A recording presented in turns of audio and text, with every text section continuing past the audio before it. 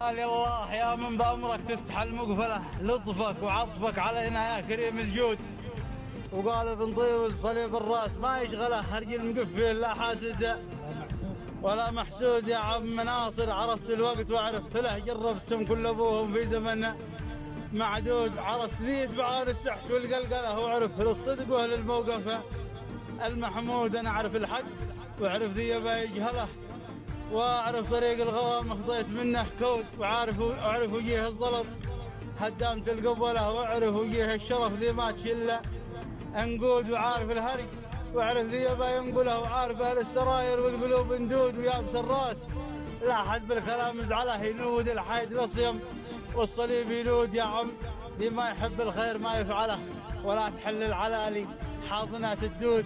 ما بينال الرجوله فاقد الرجوله، ولا ينال الكرم ذي ما ربيه عالجود. ذي ما نشاع الاصاله والزمان اوله، بات تعبها رحله الفاقد على المفقود. حتى الشرف ما يناله ذي تستاصله، ولا ينال الثقه ذي منها مجرود. والعشره اللي روابطها على المهزله فتوصلك يا ابن ادم لا نفق مسدود. انا ادري ان بعضهم حمل الرجال ثقله، لانه حمل فوق اصلها والاصول بنود.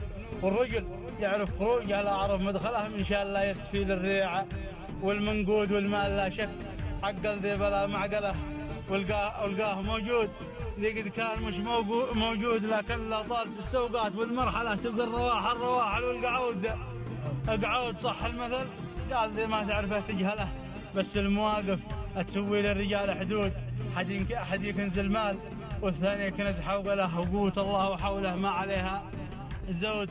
وحني القلب حنت حبها مطربله في عزمها، ما إلى حقها هبوب النود. ساري عليها سنافي من رجال زهلها، عشاقة الخط الاسود والليالة السود على رجاجيل.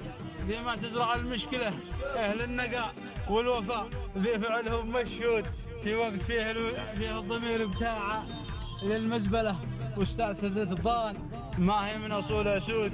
والحب خانوه قالوا الحب خانوه قوم الربش والبهذله، ذي ما لبوهم في بنوك الوفاء مرصود. وانا على العهد ذي ما ينقلب مدهله، رغم العروض الكبيره ذي بدون قيود.